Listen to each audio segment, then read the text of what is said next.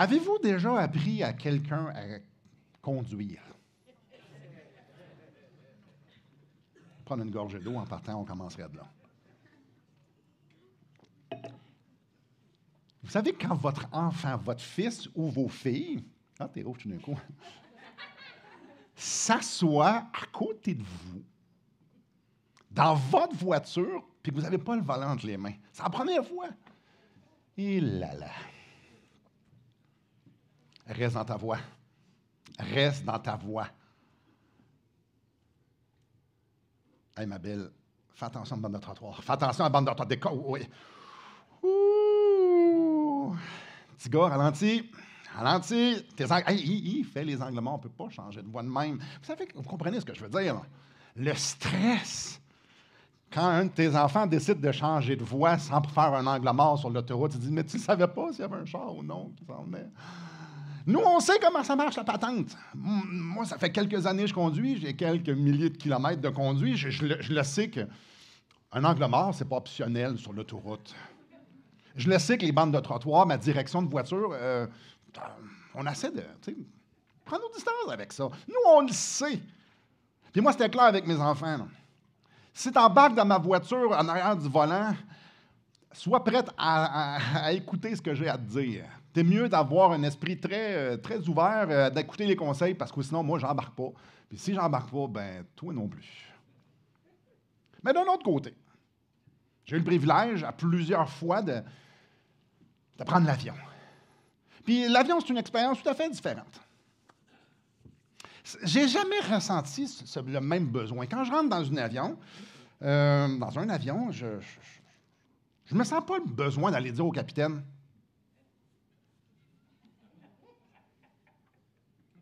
j'ai quelques conseils à te donner avant qu'on décolle. Non. Et je vais vous dire la raison fort simple, je n'ai aucune espèce d'idée comment piloter un avion. Mais genre, aucun. 0, 0, 0. Je peux juste me voir imaginer dans la salle, dans le cockpit, à côté du capitaine puis de son second. Champion, juste te tenir un peu plus sur le côté. Là. Oui, c'est ça. Non, voyez-vous? Non, pas tant. Là, en plein vol, ça fait comme, là, j'ai les oreilles bouchées, là. Peux-tu descendre ça à 10 000 pieds? Ça va être plus tolérable pour mes oreilles. Oui, descends ça. Moi, je ne sais pas comment ça se passe à 30 000 pieds. J'ai aucune idée à 20 000 et à 10 000, mais il y a une chose que moi, mes oreilles, hey, descends ça un peu, là. Non, ça n'a aucun sens. Imaginez, dans le cockpit, là, je suis tanné que ça brasse. Là, en arrière, le monde, moi, la turbulence. Puis là, ma femme en arrière, elle n'aime pas ça, la turbulence. Je peux vous le dire, moi, qu'elle n'aime pas ça. Fait que là, champion, tu vois, là, il y a un bout de terre en bas, là, tu vas atterrir ça là. On va donner un petit repos. La turbulence, on n'aime pas ça, tu arrêtes ça là. Il me semble d'avoir le capitaine faire comme. Ouais. Non. Ça n'a aucun sens. Quand tu embarques dans un avion, tu t'assois, puis tu suis. Quand la lumière s'allume, tu restes assis. Si elle s'éteint, tu peux te lever. Si elle se rallume, tu te rassois. Tu ne te lèves pas si la lumière est allumée, parce que si tu te lèves, ben, il y a quelqu'un qui va te dire « Assis-toi », puis tu fais « OK ». Le texte qu'on va voir aujourd'hui ressemble à cette illustration-là. On est au chapitre 1, au verset 35. Vers le matin, pendant qu'il faisait encore très sombre, il se leva et sortit pour aller dans un lieu désert où il pria. Simon et ceux qui étaient avec lui se mirent à sa recherche, et quand ils l'eurent trouvé, lui dirent « Tous te cherchent !» Il leur répondit « Allons ailleurs, dans les bourgades voisines, afin que j'y prêche aussi, car c'est pour cela que je suis sorti. » Et alors, il alla prêcher dans les synagogues par toute la Galilée, et il chassa les démons. Jésus est en mission. La veille, la journée du sabbat, il rentre dans la synagogue, il enseigne comme eux autres, ils n'avaient jamais entendu enseigner, il enseigne avec autorité. Il a autorité sur un démon, il chasse un démon. Il sort de là, s'en va chez Pierre puis André. Autorité sur le sabbat, fait une guérison, autorité sur la maladie, la belle-mère de Pierre est guérie. Aïe aïe. Le rendu le soir, Mais là, l'attention est attirée. Là. Ça nous dit que la ville se réunit en avant de la porte de où Jésus était pour dire hey, on veut être guéri, il y a des maladies. Hey, Jésus guérit des maladies, il fait des miracles, chasse des démons, la grosse affaire. Et là, ça nous amène le texte au lendemain matin. Puis là, le lendemain matin, ben, il y a des gens qui ont des opinions comment Jésus devrait gérer la situation. Qu'est-ce qu'il devrait faire? Eux savaient comment un sauveur du monde ça devait fonctionner. Ce matin, on va voir que la mission de Jésus, ce n'est pas de prendre nos conseils. Ouais, c'est un peu la suite de la semaine passée. Ce matin, on va voir que la mission de Jésus, c'est de nous emmener ailleurs. La réelle mission de Jésus, c'est de nous délivrer. Et là, on va commencer. Je relis le verset 35. Vers le matin, pendant qu'il faisait encore très sombre, il se leva et sortit pour aller dans un lieu désert où il pria. Des fois, il y a des choses dans la Bible qui peuvent nous paraître banales, et là, ça n'est pas une. Ici, il n'y a rien de banal. Marc mentionne 3 fois que Jésus prie. La première fois, c'est là. La deuxième, c'est après avoir nourri 5000 personnes, juste avant de marcher sur l'eau et aller guérir d'autres personnes à Génézareth. Ça, on voit ça au chapitre 6. Puis la troisième fois qu'on le voit prier, c'est dans le jardin de Gethsémani. Les 3 fois, Jésus se retire à l'écart pour être seul pour prier. Les 3 fois, Jésus se met à l'écart, il se met en retrait, même s'il est hyper occupé dans son ministère. Tu sais, nourrir 5000 personnes, marcher sur les eaux, puis aller guérir plein de monde, tu sais, c'est une journée occupée, ça. On s'entend, là, je ne l'ai jamais faite, mais quand même. Jésus il est sollicité de toutes parts, des très, très grosses journées, puis on le voit ici se lever avant tout le monde pour aller prier. En fait, ouais, OK. Mais si on réfléchit un peu, si on est un étudiant de la Bible, on va faire comme, puis on pose la question, Jésus prie? Avez-vous déjà posé la question, pourquoi Jésus prie? Il n'y a rien de banal à ce que Dieu prie Dieu.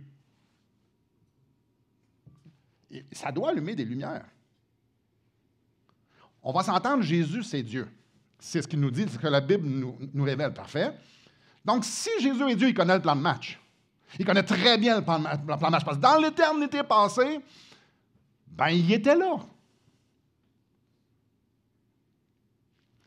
Jésus, c'est exactement ce qui s'en vient. Jésus, c'est exactement ce qui s'en vient dans 1 minute, dans 5 minutes, dans 10 ans, dans l'éternité qui poursuivent. Il va prier. Assurément que Jésus, quand il va prier, ce n'est pas pour faire changer la volonté du Père. Parce qu'on lit dans Jean 4 qu'il dit « Ma nourriture, c'est de faire la volonté de celui qui m'a envoyé et de remplir son œuvre. » Donc, sa vie, c'est de faire ce que Dieu lui demande de faire. Fait que quand il va prier, c'est pas « Dieu, change ton plan ». Quand Jésus prie, il n'arrive pas avec sa liste de choses qu'il devrait changer pour que sa vie soit plus facile. Non. Jésus ne va pas à Dieu pour dire « Là, j'aimerais ça que ma vie soit plus facile, j'aimerais ça que tu fasses ça de même. » Jésus n'a pas de liste avec Dieu. Jésus, il prie comme qu'il enseignait à ses disciples de prier. Que ta volonté soit faite sur la terre comme au ciel. Ça, on va voir dans Marc 14, la 3e fois que Marc nous dit qu'il prie, ben, c'est quand Jésus est face à la croix. Oui, face à la croix. Toutefois, non pas ce que je veux, mais ce que tu veux. Ça, c'est ce que Jésus nous enseigne. C'est ce que la révélation de la parole que Dieu veut nous laisser savoir. Jésus, quand il prie, il ne s'en va pas dire à Dieu quoi faire, puis il n'essaie pas de marchander avec Dieu pour que ça se l'aille mieux. Non. La prière pour Jésus, ce n'est pas pour que ça marche à sa façon. Jésus dit clairement, non, je veux que ça marche à la façon de mon Père. Quand Jésus rentre dans la prière plutôt, lui, il rentre à la maison. Il rentre dans la maison. Puis ça, c'est tellement extraordinaire à réfléchir. De toute éternité, Dieu le Fils était avec Dieu le Père et avec Dieu l'Esprit. Lorsque revêtu le manteau de notre humanité, sa volonté d'être complet, d'être pleinement satisfait dans la Trinité, elle ne s'est pas atténuée. Non. Jésus a toujours voulu être satisfait au sein de la Trinité. Alors, quand Jésus rentre dans la prière, il s'en va à la maison. Il s'en va à la maison. On est bien à la maison. On est bien en communion par l'Esprit avec à Dieu. On est bien pour lui. C'est bon être là.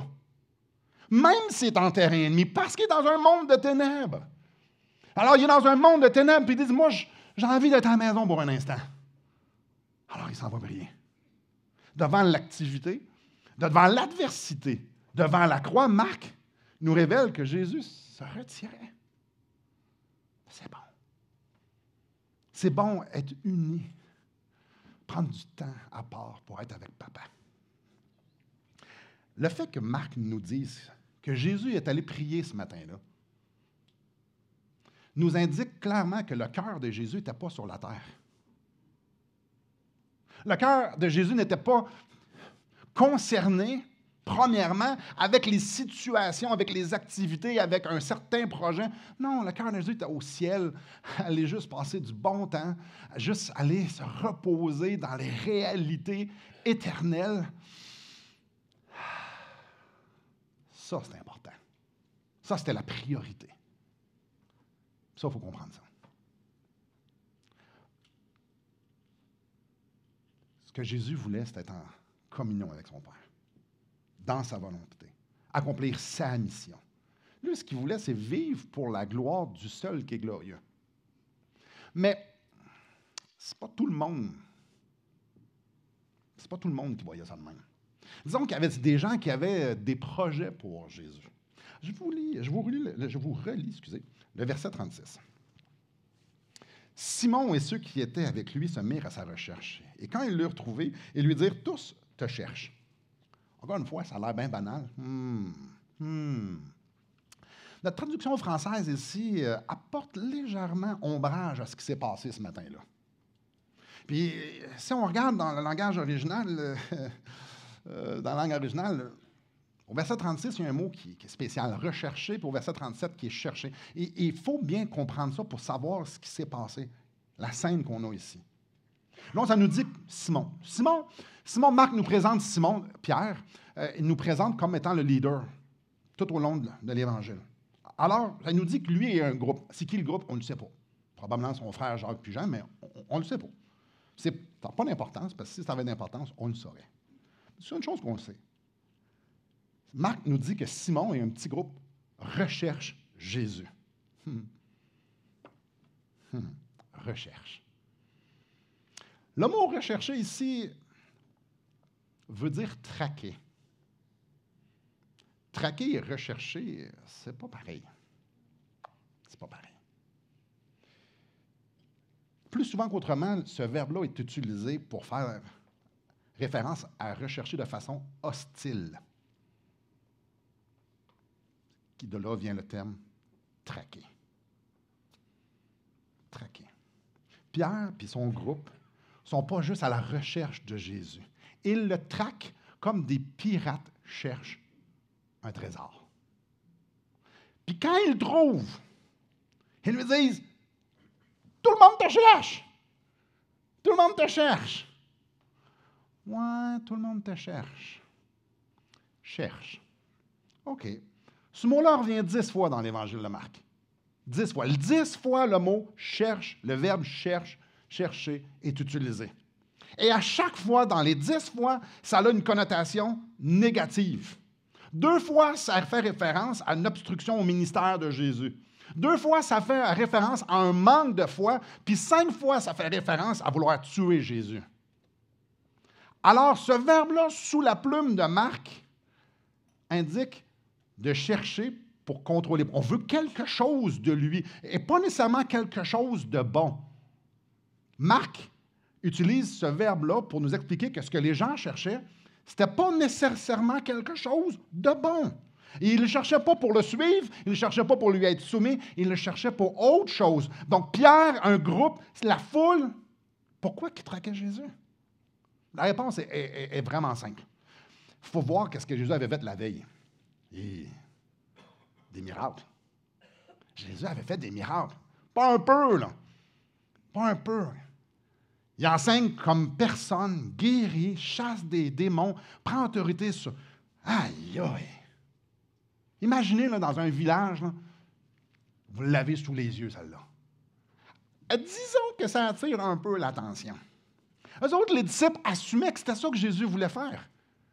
Écoutez, si Jésus a fait ça la veille, c'est parce que c'est ça qu'il veut faire. Donc, on va le chercher, il faut le trouver. Là. Il doit se mettre à... En fait, Jésus, il a des besoins, on a besoin de toi. Là. Tout le monde te cherche. Tout le monde te cherche. Regarde, les gens sont pendus à tes lèvres, les gens t'ont attiré leur attention, ils veulent t'avoir. La job n'est pas finie, Jésus. Faut qu'on te cherche. Il est où? La foule, elle. Ben, la foule. Imaginez votre beau-frère puis votre voisin s'est fait guérir une maladie incurable. Ouais. C'est vraiment impressionnant. Parce qu'en même temps, il a guéri plein d'autres mondes que tu ne connais pas, puis a chassé des démons, puis c'est vraiment impressionnant, mais on va s'entendre. Si la moitié de votre famille s'est fait guérir, ton mal de cheville, il me semble, tu as envie de l'avoir aussi guéri. Hein? Ça se peut-tu que tu dis, ben, je vais le voir, ça, Jésus-là. Je travaillais, là, mais attends un peu, je veux le voir. Je veux le voir. La foule, eux autres, voulaient que Jésus continue à faire des miracles. Là. Eux autres, les disciples pourchassaient Jésus parce qu'il y avait des projets pour lui. Hey, il faut que tu continues ce que tu as fait la veille. C'est tellement extraordinaire. Tu viens établir un royaume. Hey, c'est la meilleure façon de faire des disciples, là, c'est de venir ici. Là, écoute, il y a de l'effervescence. Le monde veut, et le monde, il te cherche. Le monde veut avoir. Il y a de quoi qui se passe, là, Jésus. C'est là que ça se passe. La foule, les disciples, avaient des projets pour Jésus. Il y avait un agenda. Il y avait des attentes de se faire guérir, que le royaume prendrait là, qu'on va faire des disciples. Hey, on va organiser quelque chose. Jésus, tout le monde te cherche. Les disciples et la foule avaient une mission pour Jésus. Une mission qui avait en vue de nourrir les désirs de leur cœur. Mais oh, que la réponse de Jésus est savoureuse. Il leur répondit, allons ailleurs, dans les bourgades voisines, afin que j'y prêche aussi. C'est pour cela que je suis sorti. Il alla prêcher dans les synagogues partout de la Galilée. Il alla chasser les démons. Hey, j'aime tellement l'expression « allons ailleurs ». C'est lourd de sens. Ça nous sort dans nos bottines, puis on fait Jésus, Capernaum, c'est à peu près 10 000 personnes. Tu as fait des miracles, tu as leur attention. Tu fais du bien aux gens, tu délivres les gens. Il y a quelque chose à faire ici, là. Il y a quelque chose pour toi là, Jésus. Allons ailleurs. Il y a du monde qui veulent te suivre, puis toi, tu dis, allons ailleurs. Il y a des vrais besoins à Capernaum, là. Si tu veux faire du bien, là, il y en a ici, là. La ville te veut, Jésus. Puis nous, on veut te voir faire ça parce qu'on veut t'aider à venir établir ton royaume. Allons ailleurs. Avouons que c'est vraiment spécial. Avouons que c'est vraiment spécial. Mais allez où, Jésus? Oh, dans les bourgades, dans l'entour, dans les petits villages. Attends un peu, on est dans une ville où ce que le monde te veut, là, tu veux aller dans un village où on n'a aucune idée de ce qui va se passer. Allons ailleurs. Je peux juste me mettre dans leurs sandales et me dire pourquoi on part là?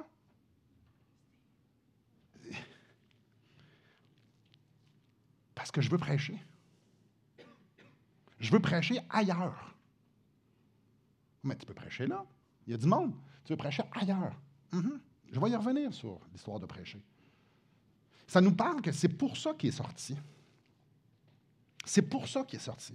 La raison pourquoi il est sorti, c'est pour prêcher. Mais c'est pourquoi il est sorti? Les commentateurs aussi sont tous d'avis pour dire que Jésus fait allusion à son incarnation. Il est en train de parler ici, c'est pour ça que Jésus est venu sur la terre. Jésus est venu pour proclamer. C'est ça que ça veut dire prêcher. Jésus est venu pour proclamer quelque chose. C'est pour ça qu'il est venu sur la terre. Puis on le voit au verset 14 et au verset 15 du chapitre 1. Je vais vous le lire. Après que Jean eut été livré, Jésus alla dans la Galilée prêchant l'évangile de Dieu, proclamant l'évangile de Dieu. Il disait, le temps est accompli et le royaume de Dieu est proche. Repentez-vous et croyez à la bonne nouvelle. C'est ça qui prêche Jésus. L'évangile de Dieu. Repentez-vous, puis croyez à la bonne nouvelle. Jésus n'est pas venu pour rentrer dans les projets des hommes. Jésus n'est pas venu pour que notre vie sur la terre soit confortable. Il est venu pour libérer les captifs. Ceux qui sont enchaînés à ce monde de ténèbres, il veut les emmener dans un royaume éternel. Jésus est venu sur la terre pour nous emmener ailleurs. Ce ne sont pas ceux qui se portent bien qui ont besoin de médecins, mais les malades. Je ne suis pas venu appeler les justes, je suis venu appeler les pécheurs. Il est venu appeler les pécheurs ailleurs. Il n'est pas venu il n'a pas pris les pécheurs, je vais les laisser là. Puis je vais juste faire en sorte que ça soit mieux pour eux. Non, je veux amener les pécheurs ailleurs. Car le Fils de l'homme est venu non pour servir, pour être servi, mais pour servir et donner sa vie en rançon pour plusieurs. Quand Jésus est mort sur la croix, c'était pas pour que notre vie soit plus confortable. Quand il est ressuscité, c'était pas pour que notre vie soit plus sécuritaire. Non, c'était pour nous emmener complètement ailleurs, de nous sortir du monde de ténèbres, du puits de la destruction et nous poser solidement sur le roc et nous emmener dans un royaume de lumière, de pureté, de gloire. Jésus est venu sur la terre pour nous libérer d'un monde, d'un royaume de ténèbres. Jésus est clair. Allons ailleurs. Allons ailleurs, allons ailleurs, allons ailleurs. Allons ailleurs. Le but de Jésus, ce n'était pas de rester à Capernaum.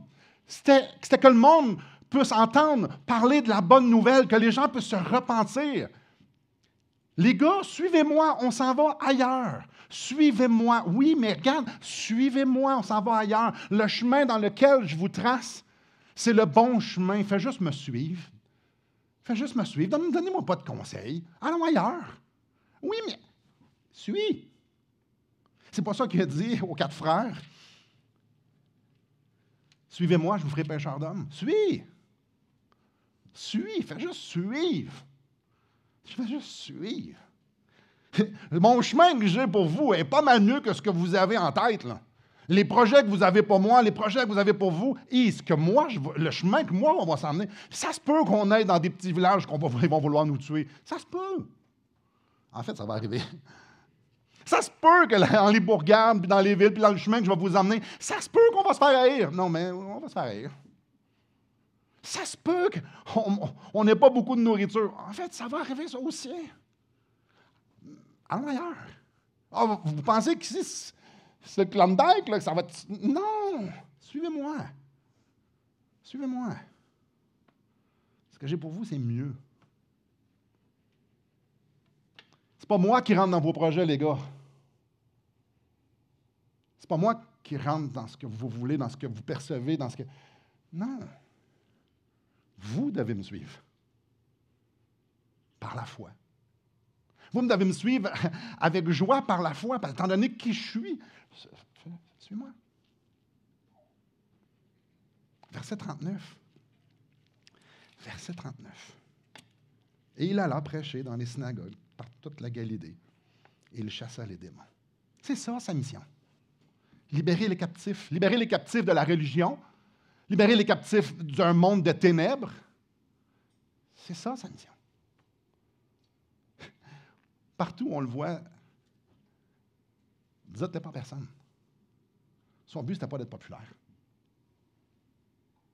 Son but, ce n'était pas d'être populaire. Son but, c'était de libérer les captifs. Et là, je nous ramène un instant à mon histoire d'avion.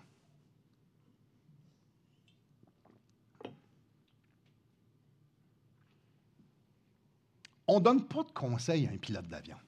Un capitaine, là, quand tu rentres dans l'avion, il y a toujours 2 agents de bord qui sont là, puis ils disent « Bonjour, bienvenue. Je pourrais parler au capitaine, s'il vous plaît? » Non, faites pas ça. En tout cas, si vous le faites, faites pas ça. Non, faites pas ça. Faites pas ça. Parce que, dans le fond, vous ne savez pas piloter un avion. Vous avez une idée, on a vu des films, là. Non, tu sais, ça va monter, puis on descend, ça va descendre, puis on doit avoir, je ne sais pas de quel bord, mais si vous décidez de piloter un avion, dites-moi, là, je ne vais pas être là. Non. La prochaine fois que vous allez rentrer dans un avion, faites comme tout le monde. Vous dites bonjour, vous allez vous asseoir, puis vous attendez les instructions. Attachez votre ceinture, j'attache ma ceinture. On fait confiance. On fait confiance au pilote. Fais confiance. Vous êtes stressé. Oui, mais vous ne sortez pas de l'avion, n'est-ce pas? Il y en a qui ne sont pas stressés, d'autres font comme, je meurs ici, je meurs tantôt, ça, pas grave. Il y en a qui ont du fun là-dedans. Je fais partie d'eux autres. Mais chose certaine, c'est, on ne sort pas d'un coup, on est rentré. Nous, on prend l'avion pour aller ailleurs. Y a-t-il du monde d'entre vous qui prenait l'avion pour avoir des bretzels? Hey, chérie, on se book 2 avions, un des bretzels puis un petit verre de coke. Là. Ça te donne le goût. Non, on ne fait pas ça.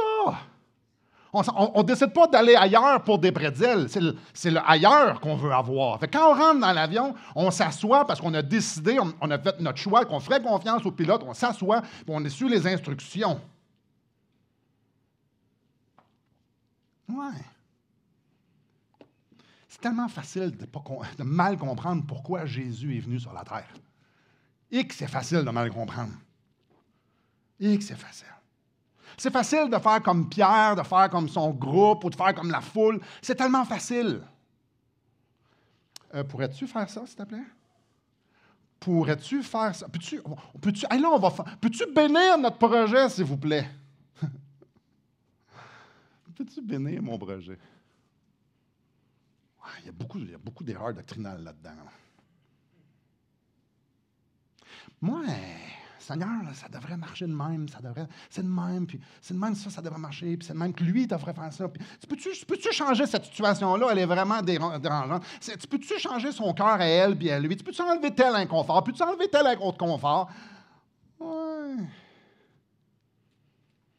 Malheureusement, nos réalités terrestres sont tellement réelles pour nous autres. On vit dans nos bottines. Si vous avez mal à quelque part, vous avez vraiment mal à quelque part. Si on vous a fait des injustices, les blessures sont là. On vit dans nos réalités. Peut-être votre corps souffre, peut-être votre âme souffre, peut-être...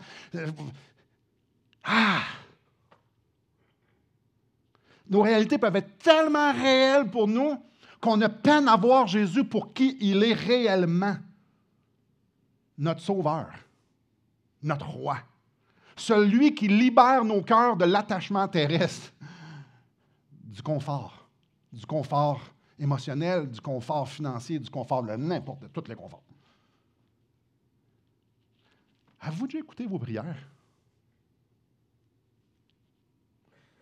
Je vous confesse quelque chose. Moi, je me suis déjà enregistré prier. Et là là. Avez-vous déjà écouté vos prières? Ça fait peur. Ça fait peur. Avez-vous déjà écouté les soupirs de vos cœurs, ce que vous aimeriez vraiment face à une circonstance ou une autre? Avez-vous prié des fois que quelqu'un me dit « Qu'est-ce que je suis en train de penser là, moi? » Parce que si on prend le temps d'écouter nos prières, si on prend le temps d'écouter les soupirs de nos cœurs, nous autres aussi, on traque Jésus pour qu'il fasse ce qu'on pense qui est le meilleur. Nous aussi, on traque Jésus. Nous aussi, on le cherche pour qu'il fasse quelque chose pour nous. On a tous envie que Jésus fasse quelque chose pour nous. On aime que ça soit plus facile. On aime que ça soit plus confortable. On s'attend que Jésus va combler nos attentes parce qu'on a des attentes envers Jésus. Oh, qu'on a des attentes envers Jésus. On veut être vu, on veut être entendu, on veut être reconnu, on veut que ça fasse du bien, on veut arrêter de souffrir. On a des attentes envers Jésus. On veut que l'Église, ça fonctionne. On veut que le monde dise du bien de nous, de moi, de toi, de chacun d'entre nous. On veut que nos enfants suivent de telle façon, de telle façon. On ne veut surtout pas qu'ils souffrent parce que voir nos enfants souffrir, on croit que la souffrance est bonne, mais quand on voit le monde souffrir, on demande à Dieu que ça arrête. On veut que Jésus fasse des affaires pour nous autres. On veut qu'il vienne mettre un baume sur nos souffrances, mais on va certainement lui dire quel baume qu'on veut qu'il mette sur nos souffrances. On a des ambitions. Oh non, moi, je n'ai pas d'ambition. Mais oui, on a toutes des ambitions. Voir comme si on n'a pas des ambitions. On a des ambitions. On a plein d'insécurités. On compense dans nos vies de tellement de façons. On a des ambitions d'être mieux. On a des ambitions que notre marche avec le Seigneur soit mieux, qu'on soit plus obéissant. Là, c'est mauvais, ça? Seigneur, interviens ici. Interviens là, là. Il se passe quelque chose. Je le sais. Hey, fais ça, Seigneur. Hey, Seigneur, je prie puis je jeûne. Hey, on est une gang à prier et à jeûner. Je dois m'attendre à ce que tu fasses ce que je te demande. C'est de même, ça marche. Ah non, mais tu vois les larmes. Il me semble que mes larmes, là, ils devraient acheter au moins ton attention, parce que celui qui plaide, qui supplie avec larmes, ben, il va récolter avec l'abondance, l'allégresse. Ah ben là, tu vois pas. Fais l'Éternel tes délices. Ah oui! Mais donc, il faut que tu me donnes ce que je veux. Non, il faut que tu fasses moi tes délices. Puis ce que tu vas vouloir, c'est mes délices. Ah! Seigneur, je ne peux pas voir que je serais heureux sans ça, ou j'ai besoin de ça pour être heureux. Seigneur, tu veux que je sois heureux? Ah oui. Tous te cherchent. Tout le monde veut te faire faire ce qu'eux ont besoin. Frères et sœurs. Oh, frères et sœurs. Écoutez bien cette phrase-là. Jésus n'est pas venu nous donner ce que Satan essaie de nous faire croire qu'on a besoin pour être heureux. Je vais la répéter. Jésus n'est pas venu nous donner ce que Satan nous fait croire qu'on a besoin pour être heureux. Non. Les mots que Marc utilise ici sont super clairs. Jésus est venu sur la terre pour de toute autre raison que de nourrir les idoles de nos cœurs. Allons ailleurs. Allons ailleurs. L'appel du chrétien, c'est de suivre Jésus. L'appel du chrétien, c'est de suivre Jésus. L'appel du chrétien, ce n'est pas de faire « Hey, Jésus, j'ai un projet ici. Hey, j'aimerais ça que ma vie ressemble à ça. Hey, j'aimerais ça que moi ressemble à ça. Moi, c'est ça. Puis j'aimerais ça que mes relations soient de même. J'aimerais ça que mon ministère soit de même. J'aimerais ça que ça... » L'appel du chrétien, c'est pas que Jésus rentre dans nos projets. L'appel du chrétien, c'est qu'on rentre dans le sien puis qu'on le suive. Dans les bourgades, là où il n'y a pas de nourriture, là où on se fait haïr, là où il y a rempli d'injustice, là où on meurt, là où ça va tout mal, là où on pense que tout va tomber. Non. L'appel du chrétien, c'est de suivre. Ce n'est pas de dire à Jésus, rentre dans ma vie, parce que je veux que tu fasses telle ou telle chose. Si on regarde l'univers, si on regarde les milliards d'étoiles qui sont dans des milliards de kilomètres, il y a des galaxies, il y a des systèmes solaires. Quand on regarde ça, là, seriez-vous capable de faire la gestion de ça, vous, là?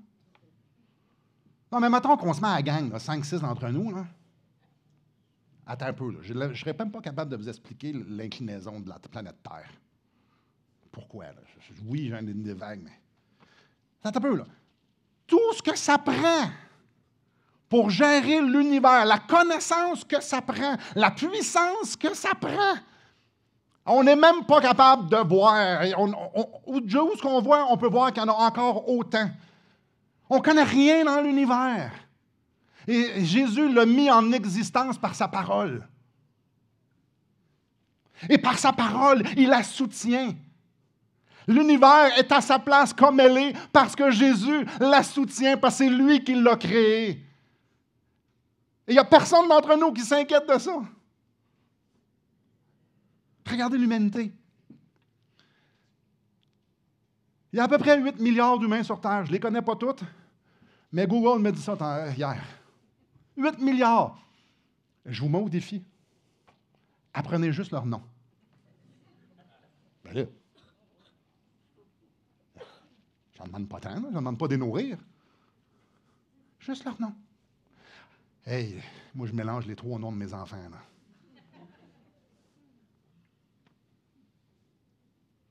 Matthieu 10 nous dit que non seulement il connaît les noms, là, mais c'est comment il y a de cheveux. Vous savez qu'on perd beaucoup de cheveux, là. 8 milliards, de cheveux. Il y en a qui en ont moins que d'autres, mais ça fait du cheveu, ça, là. Mais c'est pas juste les cheveux, ça, c'est comme une illustration pour dire « Hey, je sais tout, là. Il n'y a pas grand-chose dans ta vie. » Attends un peu. Wow. 8 milliards. Imaginez toutes les prières qui se passent en ce moment. Donc, imaginons là, que, je sais pas, 1 million, 2 millions, 3 millions de personnes, peu importe, des centaines de milliers. On est tous dans un stade.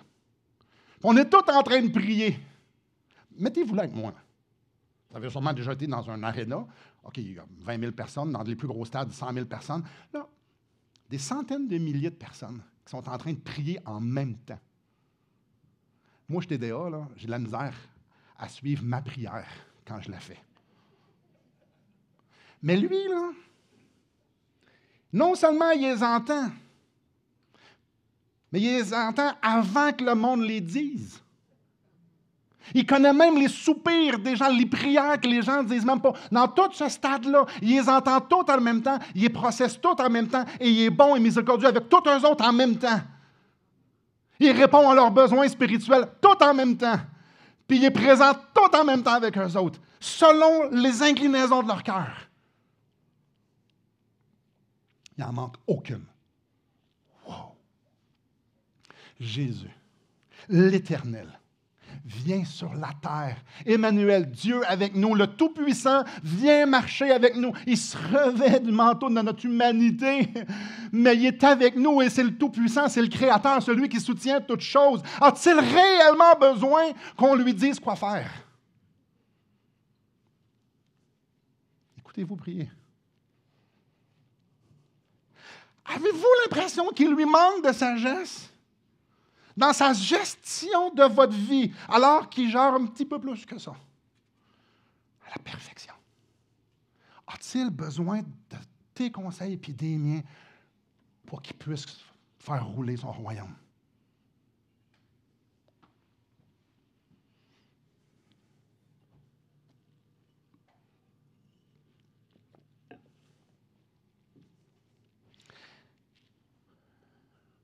Voulez-vous réellement être à la tête du royaume? Puis contrôler les ficelles? Puis lui dire comment ça devrait se passer? Voulez-vous réellement que Dieu réponde à toutes vos prières parce que vous savez comment ça fonctionne? Vous avez toute l'information nécessaire pour savoir que telle situation, c'est ça qu'il faut qu'il arrive. Sérieux? Non, je ne veux pas dire. Non, attends un peu. Je n'ai pas envie de conduire l'avion. Yo, je vais faire plan, on va tuer tout le monde dans l'avion, c'est moi qui conduis. Écoutez-vous prier. Écoutez-vous soupirer. Chose est certaine, c'est que si on voit ce que Marc veut nous montrer, comment Dieu révèle son Fils, comment Jésus se révèle à nous, comment l'Esprit, où ce qu'il veut nous emmener lorsqu'on lit les Évangiles. Si on voit ce qui est là, on s'assoit puis on fait confiance au pilote. Parce que si on regarde en entour de nous autres, on peut y faire confiance. Quand on regarde, qu'est-ce qui est là? Les miracles qui sont là, c'est pour nous démontrer qu'il est digne de confiance. Pierre puis le monde qui sont dans le texte ne sont pas des modèles, mais pas du tout. C'est plutôt le contraire.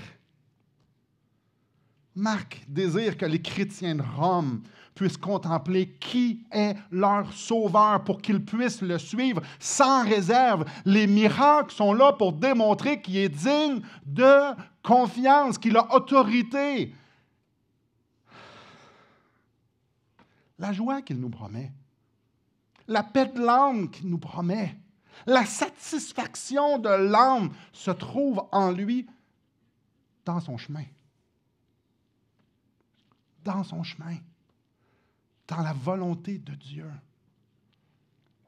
En communion avec lui. En dégustant lui qui est. En écoutant son cœur à lui.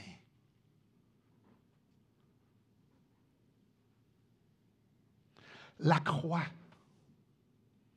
Jésus, le Créateur, le Fils de Dieu, notre Sauveur, notre bien-aimé, cloué sur une croix. Qu'est-ce qu'il a besoin de faire plus pour nous émerveiller? Qu'est-ce qu'il a besoin de faire plus pour nous émerveiller et faire « Wow! » tombeau vide, il a vaincu la mort. La mort n'a pas pu le garder prisonnier. C'est lui qui est vainqueur sur la mort. N'est-ce pas impressionnant? Il est la vie, il peut nous communiquer la vie. Pourquoi moi je voudrais rester dans ma vie? Son exaltation, il s'en va auprès du Père. Il est allé ailleurs, frères et sœurs. La voyez-vous? Il est ailleurs. C'est ailleurs qu'il veut nous emmener. C'est ailleurs. L'univers est parfaitement comme lui il veut. La terre aussi. Christ est en train de faire des merveilles dans nos vies. Oh, je sais qu'il y a du monde qui vit des choses terribles. Je sais qu'il y a du monde qui vont nous écouter sur Internet qui vivent des choses terribles, qui sont dans des pays où ils vivent des choses terribles. Mais Dieu est en train de faire des choses extraordinaires dans nos vies parce que Jésus, Dieu, c'est juste ceux qui font des choses extraordinaires. Ils font juste des merveilles. La Trinité, Dieu fait juste des merveilles. Alors, dans votre vie, il fait juste des merveilles. Le voyez-vous? C'est ça que ça nous dit. C'est ça que la parole de Dieu nous dit. Il fait juste des merveilles. Il manifeste ses perfections partout, en nous, à l'extérieur de nous. C'est juste ces perfections qu'on voit. Le voyez-vous? Christ règne sur toute chose. Chaque atome, chaque chose vivante, chaque tout. C'est évident, n'est-ce pas? Hein? On le voit. C'est évident. Que ce soit dans la maladie, que ce soit dans la réussite, que ce soit dans la disette, que ce soit dans l'amour, que ce soit dans la vie, que ce soit dans la mort, Christ est glorifié partout. Le voyez-vous? La croix, le tombeau vide, son exaltation, c'est pour nous ouvrir les yeux pour qu'on le voie. Les enfants de Dieu ont l'Esprit Saint en dedans de nous qui nous fait voir ces choses-là. Le voile a été enlevé. Maintenant, on peut voir les choses spirituelles. On peut les comprendre. Le voyez-vous? Ce que je le vois, moi. Parce que c'est important de voir Jésus comme qui est. C'est important de voir Jésus comme qui est. De voir que c'est le roi des rois qui est digne, qui est capable. C'est important de le voir comme qui est. Pour qu'on puisse s'asseoir et suivre. Avec confiance. Avec joie. Si on est émerveillé par Jésus, on va vouloir le suivre. Si on est émerveillé par Jésus, on va vouloir qu'il nous amène à destination quand il va nous dire on va ailleurs. Ça n'a pas de sens, on va ailleurs. Si on est émerveillé par Jésus, on va vouloir suivre Jésus. C'est Jésus. Ah, le roi de gloire est digne d'être adoré, il est digne d'être suivi avec joie, avec confiance. On ne traque pas Jésus. On ne traque pas Jésus pour qu'il soit à notre service. On suit dans la soumission, dans la joie à cause de qui il est, parce qu'il est digne de confiance, qu'on peut lui faire confiance. Oh, mais Simon, ça fait mal. Ça fait mal. Oh, je le sais que des fois, ça peut faire mal. Parlez-en à Job. Ah, il y en a qui souffrent. Oui, il y en a. Alors, courons au trône de grâce pour être consolés par le Dieu de toute consolation. Vous avez besoin, ça fait mal. Ça fait mal. Il nous invite dans sa présence pour nous consoler, pour parler à nos âmes. Allons-y, avec assurance. Jésus a inauguré cette voie-là. On peut rentrer dans le lieu très simple pour se faire secourir. Mais il y a une chose, c'est que la consolation, ce n'est pas l'absence de blessure. La consolation, c'est sa présence. Je vais être avec vous jusqu'à la fin. La consolation, ce n'est pas l'absence de blessure. La consolation, c'est lui. Tous te cherchent. Je ne veux pas faire partie de ce groupe-là. Je ne veux pas faire partie de ce groupe-là. Je ne veux pas lui dire quoi faire. J'ai envie de l'accompagner dans le verset 13, dans le verset 35. Vers le matin, pendant qu'il faisait encore très sombre, il se leva et sortit pour aller dans un lieu désert où il pria. J'ai envie d'aller ailleurs. J'ai envie d'aller avec papa. J'ai envie d'aller avec papa, avec Jésus, par l'Esprit Saint. Je vais à la maison. C'est là qu'on va vivre l'éternité. Ça va être bon, hein? On va être avec Jésus. On va voir Dieu face à face. C'est là que je veux aller. Le Seigneur Jésus veut m'emmener là. Il veut m'emmener là. Le pilote de mon salut veut m'emmener là. Là où il est bon à être. Moi aussi, je veux que mon cœur soit au ciel. Moi aussi. En conclusion, Jésus veut prêcher à notre âme.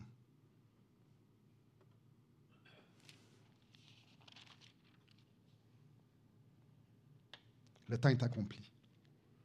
Le royaume de Dieu est proche. Repentez-vous et croyez la bonne nouvelle.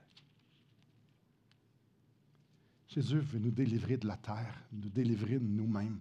Il veut nous délivrer de nos cœurs idolâtres pour qu'on puisse le suivre dans la joie, là où il va nous emmener, sur le chemin qu'il nous conduit.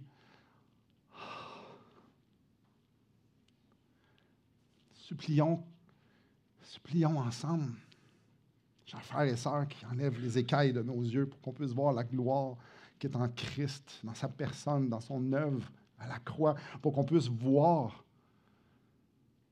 les réalités spirituelles, pour qu'on puisse voir ce qui nous révèle de lui dans sa parole. Enlevons, supplions-lui qu'il vienne nous faire sentir un peu plus sa présence, qu'on puisse goûter qui est. Quand il nous dit « allons ailleurs », frères et sœurs, répondons « Seigneur, ramène-moi. Je te fais confiance. » Et reposons-nous dans nos bancs sur ces promesses qu'il va accomplir parce qu'il est fidèle.